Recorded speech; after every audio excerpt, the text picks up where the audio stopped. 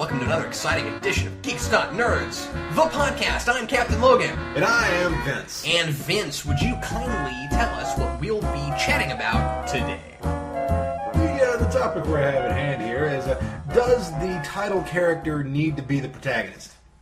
Of a story? Yeah. Of any kind of medium? Of any kind of medium. Any kind. Even your kind.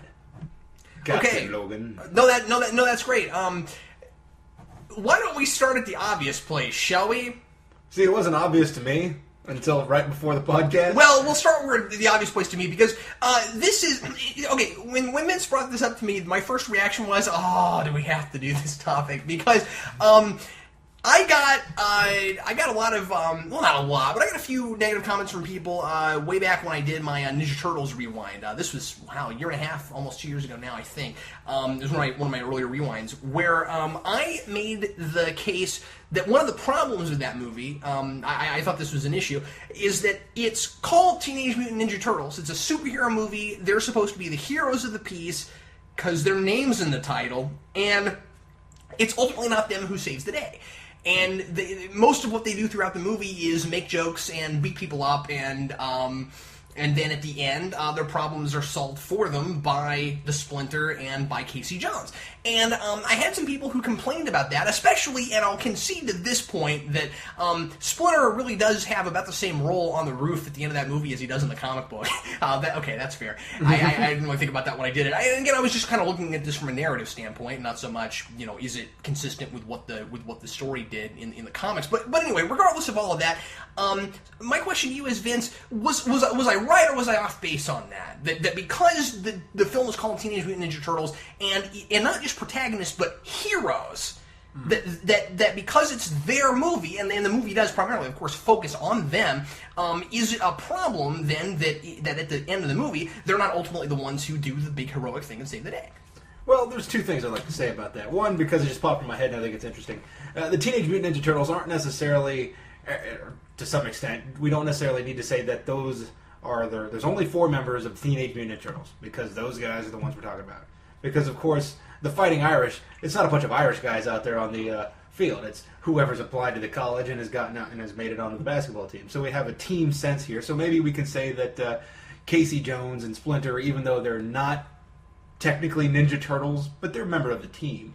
So yeah, that's an interesting point. That's not the difference between that and the Fighting Irish is that they really are ninjas and turtles. This is very true. But I was just using that as an example to say that we don't necessarily need to think of it exclusively, because Ninja Turtles have always teamed up with people, especially Casey Jones and April O'Neil. Yeah, that's true. So, and I've always considered, Splinter to be a member of the Ninja Turtles. But, the thing that I thought was really interesting, the thing that made me think that you had a valid point here, is that the Ninja Turtles, the movie's about them. We spend every moment of that movie with the Ninja Turtles. And when we're not with the Ninja Turtles, they're talking about the Ninja Turtles. I mean, the only scenes that we have really without them... Well, for example, April O'Neil, she keeps that little diary, right? So in that little diary, what's she write about? She writes about the Turtles. And she devotes one scene to Casey Jones. That is it. And really, it's just to show tension between them so that they can have a get-together moment that the Turtles approve of. You could make the case, of course, that makes him part of the team because she spends equal time with him in that section as she does with each of the other Turtles. Yeah, they so do... that kind of fuels that point that you had. So, you have a point that the Turtles become ultimately useless at the end, but really, if we think about it in a team sense, then Casey Jones is part of the team, but that may be a stretch. That's just something that popped into my head. And they're not entirely useless. I mean, I guess I'm trying to be objective enough to look at both sides of this. I still am behind what I said, but I get the other side of it. It's still a problem for me, though. But I mean, they're not useless. They beat up a bunch of foot ninja, and they try to beat up the Shredder. They just don't manage to do it on their own, and I mean, they don't even really weaken them a little bit before Splinter shows up. You know what I mean? They kind of get their butts handed to them. I just had an interesting thought. I mean, actually, Casey Jones does have a significant role in this movie without the Ninja Turtles. No, he does. He's got a character arc, and that was one of the points I made in my review back in the day. So, really, I don't think we really spent enough time with Casey Jones to merit it being his movie, but it is a decent character arc, except for when he gets to the end and then he completely ignores the thing that he learned. I think part of what fueled me on it too, I can't believe we're still talking about this. I think part of what fueled me on this too is that Shredder devotes a lot of his energy to the Turtles. Mm-hmm. He's got that part where he's like these freaks, these turtles. You know what I mean? Like he's freaking out about the turtles, and I think I made this case in the review too. So take this with a grain of salt because I can't take something that happened in a sequel for why something should have happened a certain way in the first movie. However, I do feel the need to point out that Shredder in the sequel wants his revenge on the Turtles. Yeah. But they didn't really beat him. You know what I'm saying? So what I'm saying is this franchise seems to think that the Turtles did something heroic in the first movie. More so than what they actually did, I think. Well, maybe the heroic thing that they did was really defeat the Foot Clan rather than defeat the Shredder. So that they beat up all these people, and then, I wonder who is it really that deters the kids? Because even Casey Jones deters the kids. Yeah, exactly. Because he's the one that delivers the most impacting line in the movie, which is... I think the harshest thing I'm sorry, what were you saying? The most impacting line in the movie is, you call this down here and that over there family? That's right. I think the harshest thing I said about the movie was that the Ninja Turtles were being... I can't believe I remember all this about this because it's been a while, but I think the harshest thing I said was the Ninja Turtles are their own comic relief. Well, they kind of are. They kind of are. But anyway, so let's use that as a starting place. I still think that's kind of a problem. The question is... But I still see the other side of it too. I think that this is debatable. I don't think there is a right answer to this. So the question, just to reiterate, is on the whole, does the title have to be if it's a title that has the name of somebody in it? That's what we're talking about. Okay? Titles with names of people in them. Does the name of the person have to be the protagonist of the story or the hero of the story? Let's talk about subjectivity right now, but I want to say the word marketing just to get it out there, so that we can come back to it. But the thing that I think is essential when we're talking about... Is that how we make notes on the show? We just throw it out there, and then there's this word up in the sky, marketing, and they're like, oh, remember, we're going to talk about that. It's floating above our heads. Yeah, marketing.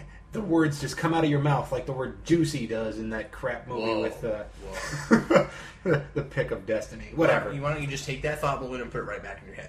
So, where was I going with this? No, I'm sorry. Well, first you said marketing, and then you said subjectivity. So, the reason I say subjectivity is because Ninja Turtles, Casey Jones, which one's the most important character? Whose movie is it really? It becomes an issue of an issue of taste as to whether or not you can accept having such a minor character be one of the major people in the movie. But when I think about... Well, and we should probably also say that, I'm sorry, that movies are about character arcs, and a couple of the Turtles have character arcs. Yeah. I mean, particularly Raphael. Leonardo and Raphael. So it's not that they're just two-dimensional characters either. I should throw that out there, too. Yeah. I mean, but one of the most significant roles is Casey Jones. But I think what I'm trying to say here is when you make a movie or a comic book or something... and you're focusing on a character, how does your attention get divided? Like, for example, Punisher Max is mostly, or at least Jason Aaron's Punisher Max. The current stuff, yeah. It was about the Kingpin. After the Kingpin, it was about Bullseye. And now it's finally about the Punisher. Yeah, and now it's about the Punisher. But throughout the entire thing, it's called the Punisher. So why are we not really, really focusing on the Punisher? Well, because there's interesting things to be said about these other guys, and it's still a good book. And I don't care that it's not called Kingpin Max or Bullseye Max. I don't know why I couldn't think of Bullseye. Okay, here's what's really interesting about that. I completely agree with you, and in fact, I thought about the whole Ninja Turtle dilemma when I started reading that because I was thinking. One of the things that's really awesome about this book is that it's about the Punisher, but it's not about the Punisher. Yeah. And then once it finally is about the Punisher, he picked a really logical place to finally do that, to finally make it a character study about this character, because it changes hands, right? We're learning about him through somebody else's eyes, and then it becomes about him once we learn this big significant piece about his background. Mm-hmm. Or more so about his motivation, because we always know why his family gets killed, but we don't know exactly why. I guess where I'm going to come down on this is it's called Punisher Max because it's the Punisher's universe. Yeah. That's really interesting. I'm not sure I have the same thing with Ninja Turtles.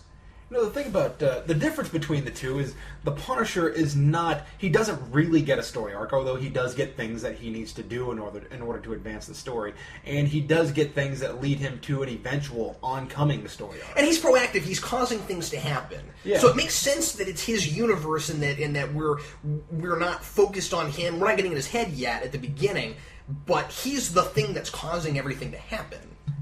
I hate this movie, but I'm going to reference it anyway. Kill Bill. Kill Bill, okay. Because it's not really about Bill. It's about whatever Uma Thurman's character's name was that gets said in the second movie and censored in the first. But the movie's not called Bill. Yeah. No, it's...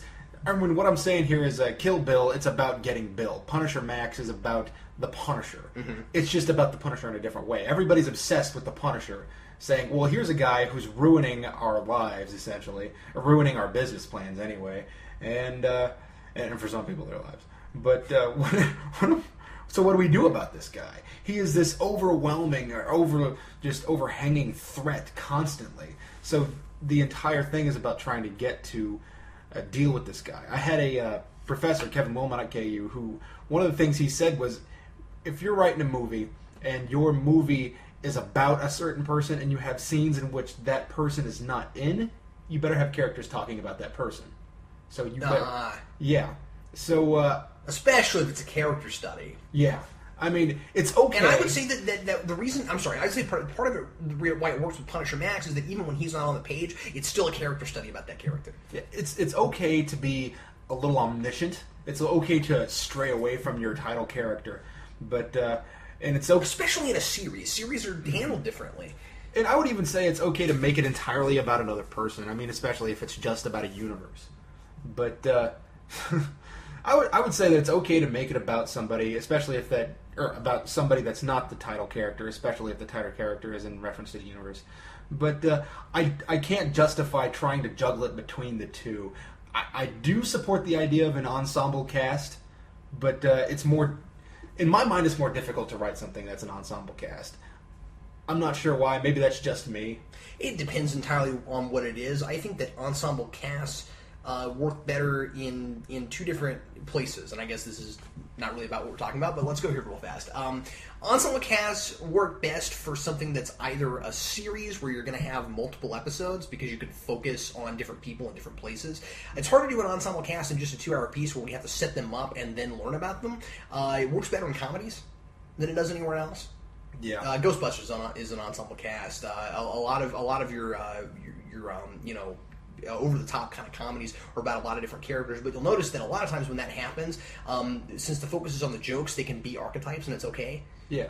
The thing with Ghostbusters is that what they're really learning in that movie is how to work as a team. Mm-hmm. Because we have these scientists, so they're learning their craft. They're learning to work together, and they are somewhat archetypal characters. Well, yes, which is not a problem. I mean, I'm not complaining about that. But I mean, it is that kind of a comedy.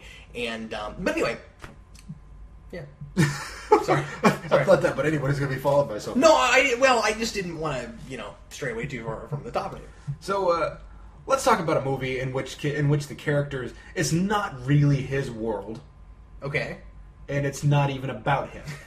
But it's still called that. Yes. All right, go ahead. Tron. Tron always bothered me, that title, because it just sounds cool, but why is it the name of a character? It's really about Jeff Bridges. Yeah. And in fact, Tron feels like nearly a minor character. It's one of those things where he's kind of the linchpin of things, but he's not really... We don't even get to know him very well. Mm-hmm. And there's even worse in Tron Legacy, where he's way shoehorned in. What it seems to me is that Tron just sounds like an interesting name. Like, okay, imagine that we're living in a time in which Jeff Bridges isn't the most popular guy in Hollywood. And or at least one of them. Okay. And are you going to go see Jeff Bridges the movie? Maybe. It's got to be pretty cool.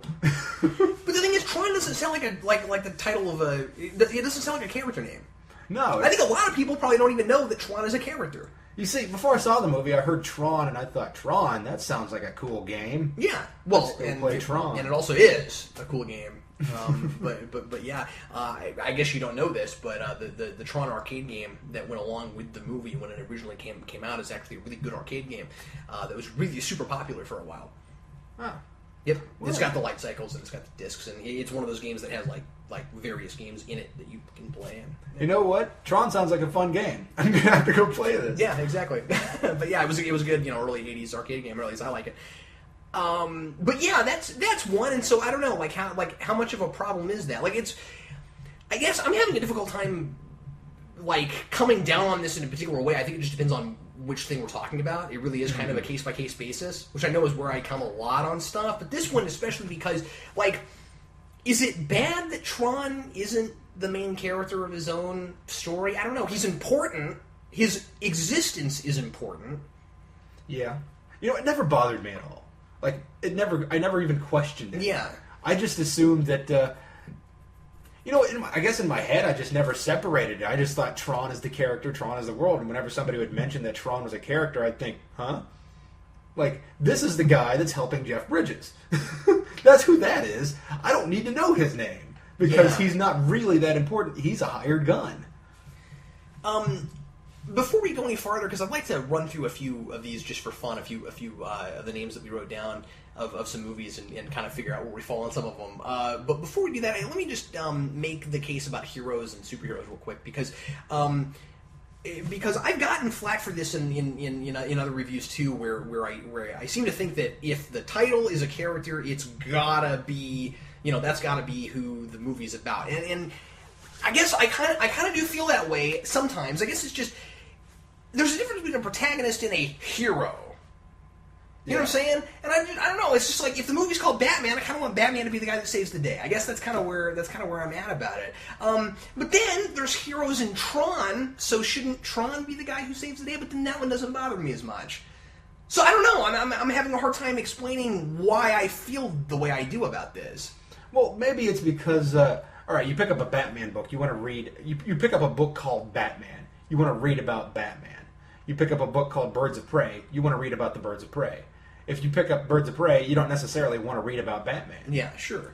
So in some ways, it's about marketing. It's saying, hey, you should come watch this movie because it's about this guy. Mm-hmm. And then you get there and you feel a little cheated.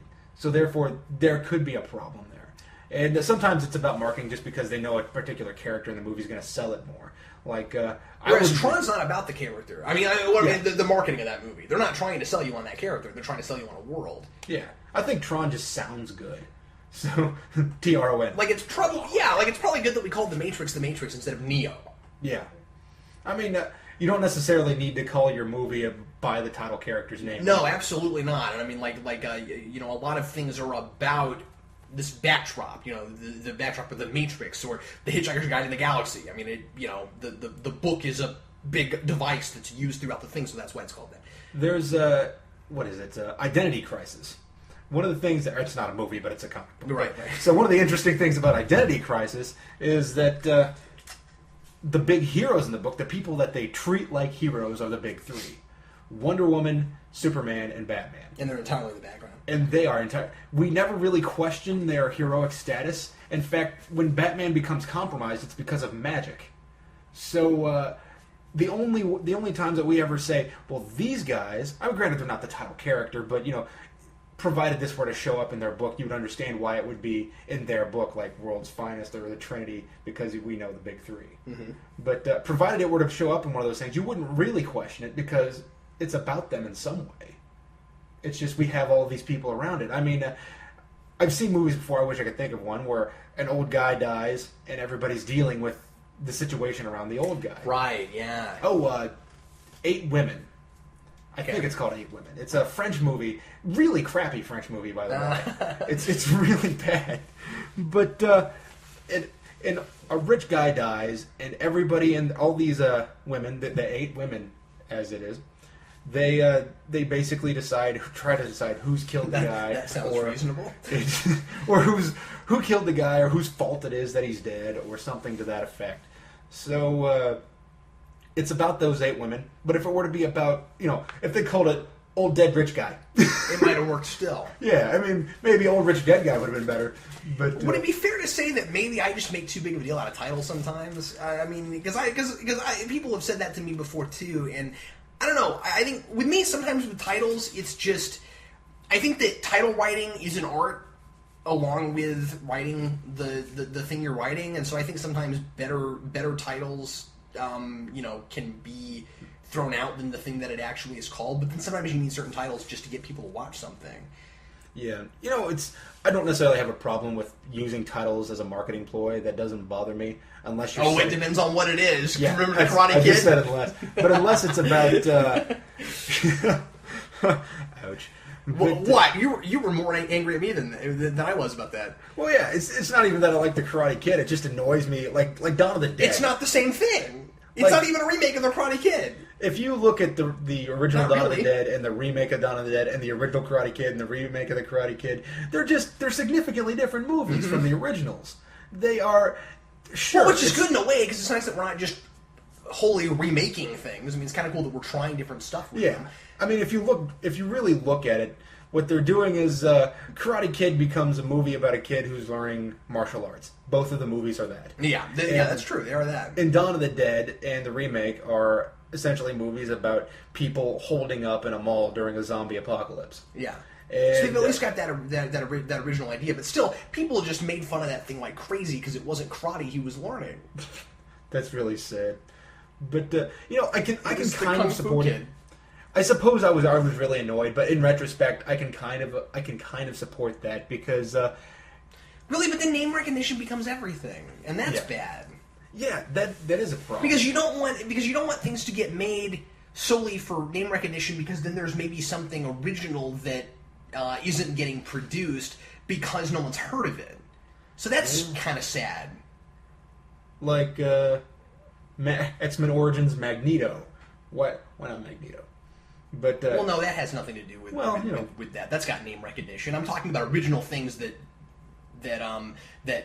like writers can't even sell to Hollywood because Hollywood's looking for stuff people have heard of. Well, I'm trying to say that Magneto didn't happen because of First Class. That's the only reason that didn't happen. Well, and I think that was a nice trade-off. But like for example, you can't just call a movie Wolverine. Nobody knows what that is. You can't just call a movie Magneto. I see what you're saying. I'm sorry. I see what you're saying. But so you have to put X-Men Origins in it because people know what X-Men is. Yeah. No, excuse me. I didn't know what you were talking about. But I'm not sure where we're going, so I'm just going to grab another name off of this list. Yeah, let's go ahead and run down some of these real quick because we're running out of time. So some other things some other movies that have titles of people who are not necessarily the protagonist. Dr. Strangelove. Yeah, Dr. Strangelove has a lot of really cool moments in it, and very few of them really have anything to do with Dr. Strangelove. Yeah, except that he's the thing people remember about it also. Goofy dude in a wheelchair with some kind of robotic arm that he can't actually control. There's a character in The Tick that's based off of him that sounds just like him. That's pretty funny. Maybe the point of Dr. Strangelove is that we have this German scientist who is working for the Americas. Or for the Americas. For America. The USA. I'm tired and stupid. For the Americas. I don't know anything. What do you guys listen to me for? I wonder about that every week. Yeah, I'm kidding. I listen to myself all the time and I think, man, I'm crazy.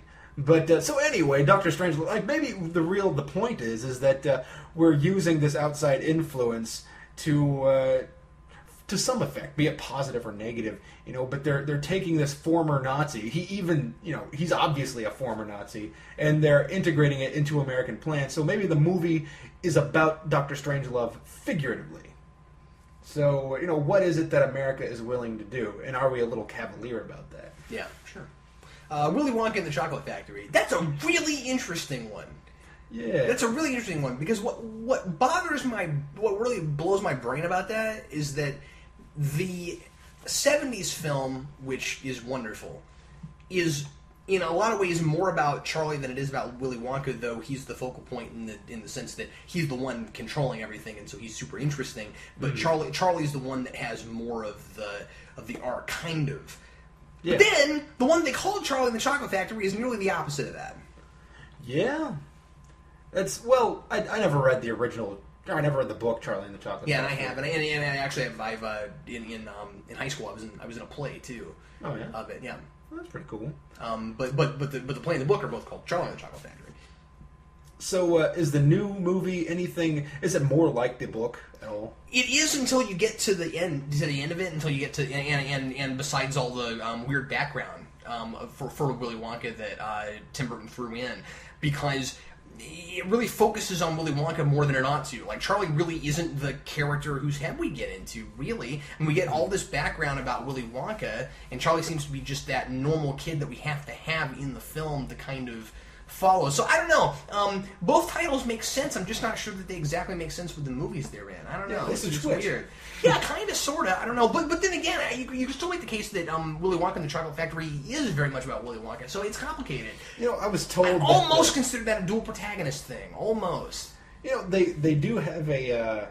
well, I'm not even going to say that really Willy Wonka learns anything in Willy Wonka and the Chocolate Factory, because really what he gets is exactly what he wants in the end. Yeah. He was testing him the entire time. He doesn't learn anything. He just decides that he's gotten what he wants, and then he gives the kid what he wants. So the one who has to learn stuff, the one who has to... Yeah, and Charlie makes mistakes in that. Yeah. Well, that makes Charlie interesting, even. No, but I'm saying that he's the one with the arc. Yeah, Willy Wonka okay. doesn't exactly make mistakes or have to go through any kind of an arc, yeah. No. Willy Wonka is very deliberate in the things that he does, even the accidents. So. I like this Beetlejuice. Beetlejuice, I mean, granted, it's about Beetlejuice, but Beetlejuice has no character arc. No, he's very much a flat, he's like this and this is how he'll always be kind of character. Yeah, you know, and to some extent you can say that a character has a character arc even if he doesn't change, but really Beetlejuice doesn't have a moment of change. He's a villain who gets defeated. And once again, though, it is his world. Yeah. In a lot of ways. So, you know, everybody's dealing with... here's this death world, and the person who becomes... It's another one of those movies where everybody keeps throwing his name around, too, like you were saying before. Yeah. You know, Beetlejuice is also the most interesting character, because Alec Baldwin and Gina Davis are dead. The movie is... Well, I'd go see that, personally, but that's... But yeah, they're dead at the beginning. Yeah. It's really about them. They learn things. Lydia learns things. Lydia, Winona Ryder. Mm-hmm. But Beetlejuice doesn't learn anything. I mean, the only thing that he really learns is that he can be defeated, and I think he already knew that. But he's kind of a psychopath. I like that you put Ferris Bueller's Day Off on there. Really, because Ferris Bueller doesn't really learn anything, and he doesn't really go through any trials and tribulations. Yeah, but the movie's not called Ferris Bueller. It's called His Day. Is it about his day off? Well, I suppose. Well, then there you go. I suppose it is about his day off. But who's the protagonist? I mean, or who's the guy that has a character arc? It's not even Ferris Bueller. Sure, but just because his name's in the title, but his name is not the title. You see what I'm saying? I mean, that would that's like if you call your movie Richard Scarry's Hooda Ha or whatever it's called. Which is something I wanted to touch on, is that even if your character's name is in the title, that you do have certain things that, qualifying, contextualizing factors that say, like Free Willy, you don't have a talking whale. Right. Thank goodness. It's a movie about freeing Willy. So, although that might have made it better, I don't know. But there's something about Mary. It's not about Mary. There is something about her. See, the exorcism of Emily Rose isn't really about Emily Rose. It's about the lawsuits around it, and it's really about her lawyers and their desperation to try to figure out how to get this to go their way. So, which, by the by, is not a bad movie. Not really a horror movie, although it is kind of freaky in parts. But I'm not sure why I'm giving it a short anyway. Hook is interesting because that's the name of the villain. Yeah. What's interesting about Hook is that... I really always felt like it was just called that because they didn't want to call it Peter Pan the sequel. You know what I mean? What's interesting is that Hook almost has a story arc, or almost has a character arc. Yeah? Because he kidnaps the kids, but in doing so, he starts learning from these kids, and he starts... acting like a dad in some ways. So he takes on more human elements rather than just being the villain that he thought he was going to be. And he almost convinces Peter Pan's kid to be Hook's kid. Hook almost convinces the kid. Anyway, what he does is he learns things, and he starts wanting things, and he becomes proactive throughout the movie as opposed to just being villainous. So I can almost understand why they call it Hook, but here's another example of it's Hook's world. Peter Pan he's had an exodus. He's largely forgotten. He's not even part of this anymore, and it's almost like Punisher Max in the way. And of course, he has a character arc also, which is pretty much what you would expect. Yeah, well, the major character arc is to Peter Pan. Yeah, but But there is a lesser character arc for Hook, and I think that's an interesting thing. You call it Hook because, first of all, Hook's a cool title. Yeah, exactly. It's going to get you to the theater. And Spielberg knows what he's doing about selling a movie. Yeah. Yeah, absolutely. But, I can support calling it Hook, but I guess it's just because it's something from my childhood that I absolutely loved. I made a joke about it in my Jaws review, but I really, really do like Hook. Yeah, no, it's a really good movie. I'm not certain I can entirely be subjective about that. Yeah. There are certain things. I think Godzilla's got the same thing. I think that's one of those things where, well, why do they call it Godzilla? Because the reason you're going to go see that is because there's a giant freaking lizard tearing up Tokyo. That's why you're going to go. Yeah. But that one actually works in a way because in another way, because that's one of those movies that's not as much about the characters involved as it is about an idea, and the idea is Godzilla, and Godzilla is a mistake that society made with nuclear testing. And so the name of the movie is the name of the huge problem we caused. I like that. So that works really well. I mean, Godzilla, Jaws, same thing. Same thing. Anytime that you have Candyman, I wrote Candyman down on here. And that's the same thing. I mean, you're naming it after the villain, and they don't necessarily have story arcs, but they're dealing with it. Like, Candyman is the product of hate crimes. Yeah, and they are causing the, they're causing the conflict that's making the story happen. Mm-hmm. So that works too. So I don't know. I guess this is just an interesting thing to explore. I'm not sure there's one way to come down on it. I think just on a case-by-case basis, there are some things, especially where you've got a big hero, where I kind of feel like the protagonist who's actually saving the day should be the title of the film, but it just depends on what it is, I suppose. I kind of feel like if your protagonist is the guy that does not save the day, and you have one of the lesser characters save the day, then the lesser character hasn't really earned it. The guy who's gone through all the trials and tribulations is the one who's the title character. If you're spending all your time, should name it after the villain. Yeah, that's what you should do. They should have called it Shredder the movie. Shredder the movie. But which is kind of what the TV series was. Shredder and Krang. That's true. The Shredder and Krang show. Dude, if they had done Shredder and Krang, they should have done a Shredder and Krang talk show like Brack and Space Goes. You would have watched that. Yeah, I would have. Shredder. But that's... I can't sound like Uncle Phil, so I'm not going to do it. But Uncle Phil, the guy that played Uncle Phil, was the guy who played Shredder, in case that joke was strange. All you really have to do is do a Zorak Krang, and then you're... No, I'm sorry. But the way I think I have to come down on it is, if you're the person you spend all your time with has earned the right to be the hero, and then you give it to somebody else who's a minor character, then maybe that's the problem. Because I think that's the problem with the Ninja Turtles, is that Casey Jones, although he's been there the whole time, he hasn't earned the right to win. He's earned a right to be a part of it, but he hasn't necessarily earned the right to win. Yeah, I mean, I think the opposite thing, well, not the opposite thing, but I mean, I think sometimes, like, if you had, say, a Sherlock Holmes thing where Watson was the character we were following most of the time, but then Sherlock Holmes was the one who saved the day, I think you could still call it Sherlock Holmes even if you're more in Watson's head. Yeah. If that makes sense, something like that. That makes sense. I don't mean that movie did that. I'm just saying if you had a story that was, and in fact they were like that. The original stories, I mean, they were told from Watson's perspective, and he was the guy you were following, but they were about Sherlock Holmes. That's a good point, because one of the things that we learned in Moriarty's class, his world. Yeah, one of the things. you just brought up Moriarty when we were talking about Sherlock Holmes. That's awesome. That's a good point. But we had a professor named Laura Moriarty. She was Professor Moriarty. who teaches at KU. And one of the things that she brought up in the class was that you can have a story that's about a character who's more legendary than the character who's telling the story. Yeah. So your narrator doesn't necessarily need to be the guy who's really, really awesome. And that's funny. I can't believe we just did that. Well, Vince, I guess we'll save our rants for next week. We're all out of time. All right. But, hey, thanks everybody for listening to Geeks Not Nerds, the podcast, and we'll talk about something else really interesting next week. I'm Captain Logan. And I am Vince. See you next time.